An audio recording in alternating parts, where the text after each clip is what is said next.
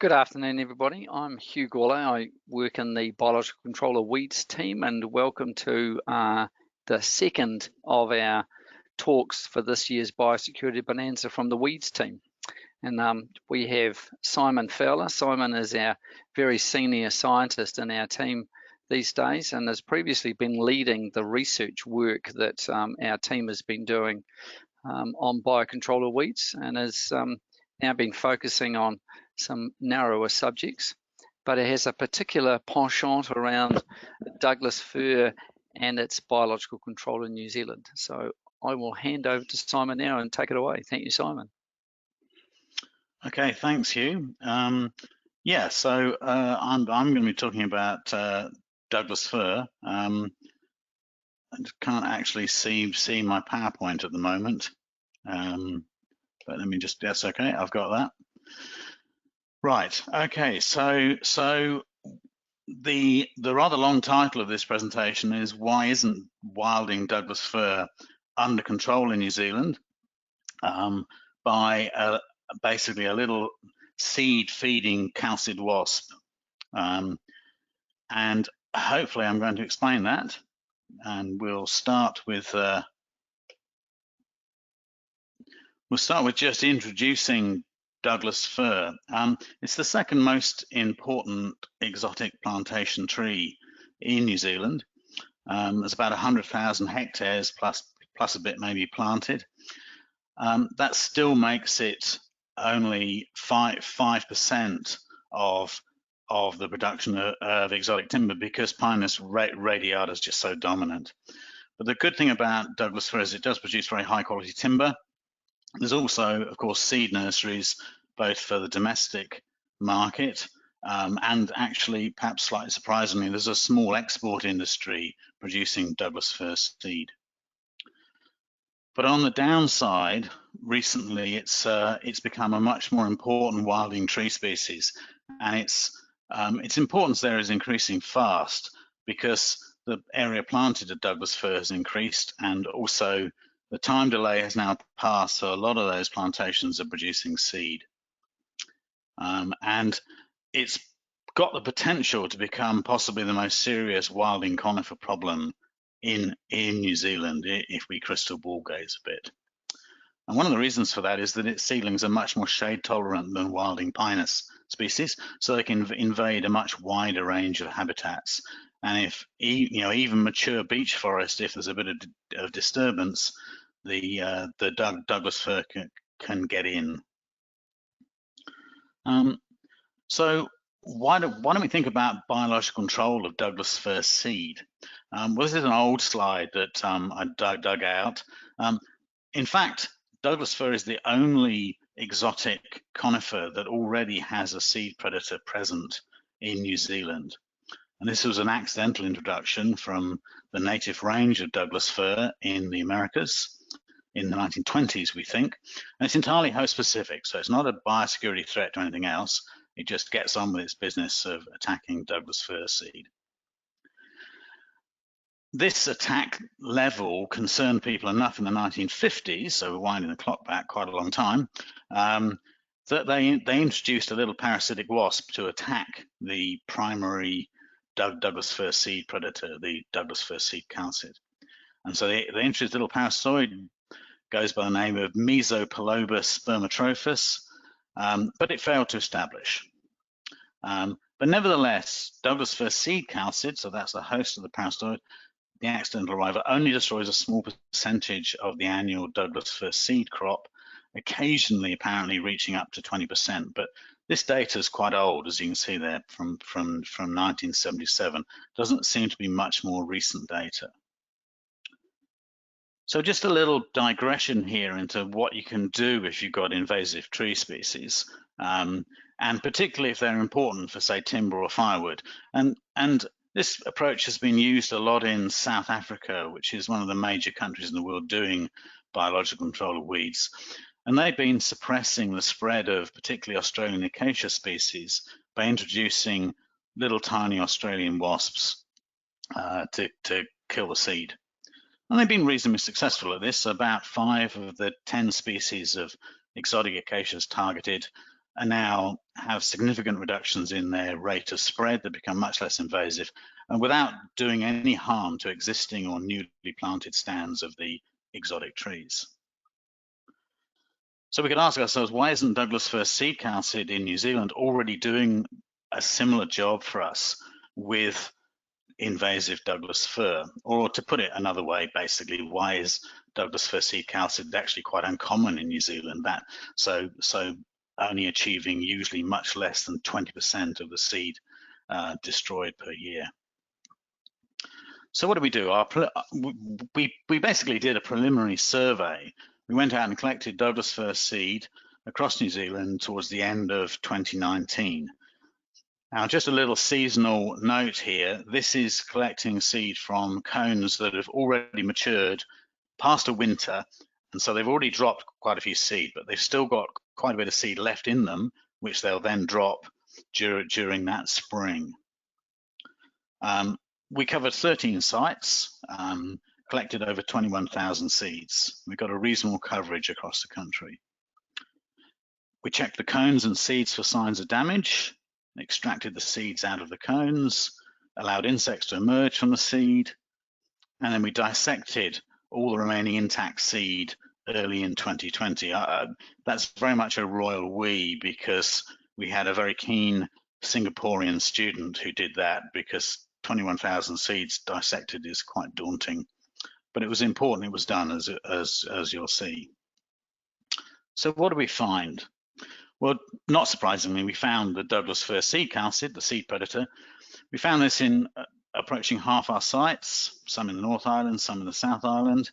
And here's a close-up photo of what the female Douglas-fir seed chalcid looks like.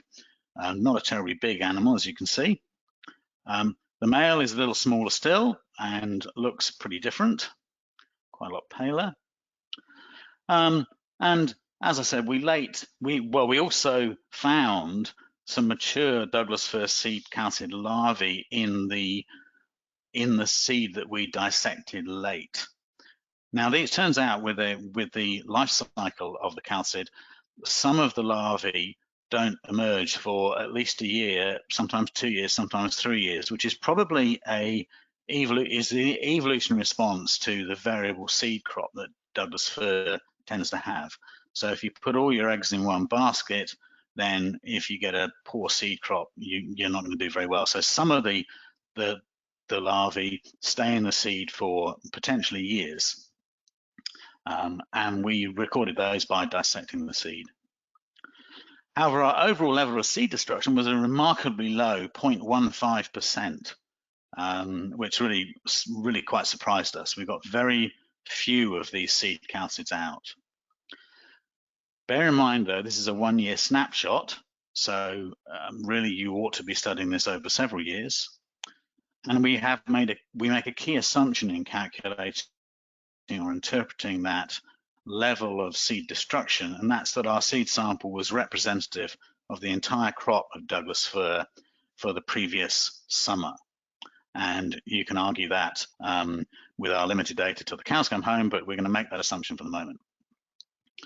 So what else did we find? Well, we found no obvious predatory damage to pods or extracted seed, which was sort of what we expected. But unexpectedly, we found 16 individuals that were clearly parasitoids. They emerged from seed from 3 of the sites where Douglas-fir seed chalcid was present, again, both in North Island and South Island. Now, we got a bundle of males shown on the left here, which all look pretty similar. And then just to confuse us, we got some females, which we didn't think looked very similar at all, actually.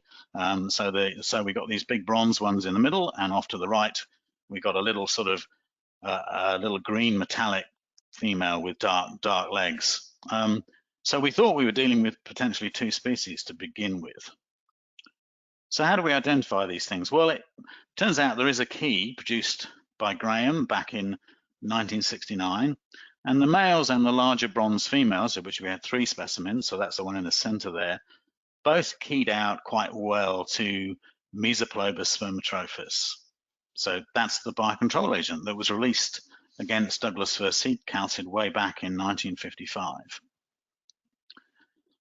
The smaller, darker female from Ben Ohau on the right there also keyed out reasonably well, but some of the characteristics were a little dubious. For example, it's not supposed to have that color legs, and the antennae aren't supposed to be that dark, and so on and so forth. So all a little bit confusing. There were no voucher specimens in the New Zealand arthropod collection, and we got no replies from the British Museum of Natural History, and we didn't push them too hard because I think with COVID, they probably got quite a few other things on their mind. So we carried on identifying the parasitoids as best we could, and we took a DNA approach. So we looked at the partial sequence of the CO1 gene, and because all our males look similar, we just basically sacrificed one male, and then we sacrificed one of the big bronze females. The little green female on the dark female, we only had one specimen of that, so we knocked off her abdomen to grind that up for some DNA. It turned out all the sequences were very similar. And in fact, most importantly, perhaps our different looking females actually had identical DNA of this partial sequence of the CO1 gene, which is often used. It's the barcoding, so-called barcoding gene. So the DNA approach basically told us that we have one species, we think, but it didn't tell us which one. So we checked the DNA libraries, which are available publicly now, and slightly disappointingly, we found there were lots of DNA sequences available for Mesopolobus species, but nothing for the one we were trying to find out about. But we went ahead and built a phylogenetic tree, which I'm not going to go into huge detail about here, of the Mesopolobus species based on these partial CO1 DNA sequences. And all the known species that we could get data for and our new species from New Zealand clustered really well together, and again indicated that we probably got one species, and it certainly is very consistent. The DNA evidence is very consistent with it being Mesopolobus spermotrophus. And both we and possibly rather importantly, MPI are convinced of this. So we've now recorded this as a new species for New Zealand. So a little bit more about the parasitoid.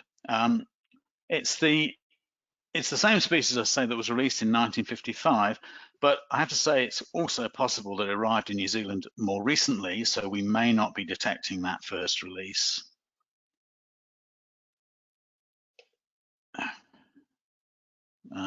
Okay, it's entirely host specific to its host, the Douglas-fir seed chalcid, so it's no risk to other host species, other little tiny wasps, so that's good. We found a very high level of parasitism by standards go, nearly 50%, and there's even a hint of a density-dependent relationship per site there, with sites that have slightly higher levels of seed destruction by the Douglas-fir seed chalcid have higher levels of parasitism, but there's only 6 points, so there's not really anything you can do statistically with that data. You would need to go out and collect some more. But what that high level of parasitism and the hint of density dependence suggests is really that the Douglas-fir seed chalcid might be under effective biocontrol in New Zealand. So just to sum up about the parasitoid, this is the first record of it in New Zealand. We can ask, did it establish in the 1950s after all? But actually, that's a bit complicated because it turns out that, well, it may have done or it may not have done, we don't know. But the parasitoid has a past record of being very easy to miss. It was missed for decades in Europe. And this is because the parasitoid only attacks its host once the cone scales of the cone have opened and the seed starts to fall out. And all commercial harvesting targets mature unopened cones because they don't want to lose seed. So they're deliberately targeting, they don't know it, but they're deliberately targeting seed before the parasitoid's actually been able to get at the seed.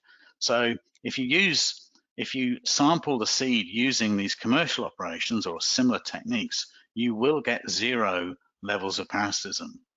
And that's what particularly the French in Europe found for year after year after year. decades they didn't find this parasitoid, and then it's only when they looked at seed late in the season they actually found it.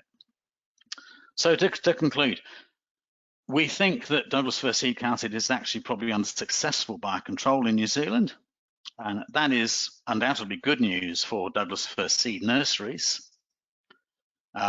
Unfortunately, it's very bad news for the wilding Douglas-fir problem. So we don't have anything that's really destroying a decent number of seed. And it also means that we really have no further interest in the Douglas-fir seed chalcid as a potential biocontrol agent. Because if we were to, say, introduce more sort of better climatically adapted strains, perhaps strains that were better adapted to the host plant here, it's not going to make any difference because this parasitoid is probably going to be very, very effective. So really, that's a nullified potential biocontrol agent. There are other options though, but I'm not going to go into those in this talk. And that's just thanks and acknowledgements to some of the help we got and the funding. So I'll stop there. Wonderful, Simon. Thank you very much for that.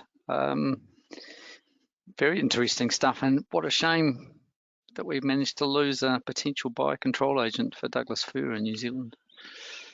However, there has been a question coming which you've kind of dealt with already, Simon, but it gives you the opportunity to leap into the fray of what alternatives there might be in terms of biocontrol for Douglas-fir. But Rowan Sprague has asked, are there other seed predators, and is there interest in introducing these as a biocontrol agent for Douglas-fir? Well, the short answer, which I'm pleased to be able to say, is yes. And the obvious candidate would be the Douglas-fir gall midge, which actually in the native range in North America attacks a very high proportion of the seed, despite itself being parasitized. Now that's not arrived here. It's not actually got anywhere accidentally around the world, but it would be a really strong prospect as a specialist seed feeding biocontrol agent. I hasten to add though that you need to deal with the conflict of interest with seed nurseries, clearly, and you'd also need to demonstrate things like it wouldn't have any risk of, say, transmitting a disease to mature Douglas-fir when it attacked the cones. So there's some pretty major risk assessment steps to be undertaken, but it is, I mean, there is good potential there. Cool. All right, I haven't seen any other questions come up, Simon, at this time. Okay. Oh, no, there's one just leapt into the frame. So Mike Cripps has asked, is there any explanation for the different morphological features of the female parasitoids? No, I don't think so. I'd be guessing, but some of the key does mention that there can be a problem in the key with dwarf individuals. So it's obviously not the first time anybody's come across this, which is not surprising. I suspect, but I've got no evidence for this, that it's just to do with perhaps the cooler climates at some of these sites and maybe smaller seed size, and you're just producing a relatively dwarf individual that just ends up being darker because maybe developmentally there's just a certain amount of pigment and you've got a smaller individual to spread it around. I mean, that's complete guesswork, but that's what I'd go down, but I don't think we're going to pursue that. But it's dead handy to know that this thing is so variable because it's kind of like those females are designed to confuse. Cool. Okay. All right. Well, thank you very much, Simon, and thank you everybody else who attended. And hopefully we will catch some of you tomorrow at the next of the Weeds Biosecurity Bonanza talks that we will be presenting. Okay. Thanks a lot. Bye-bye.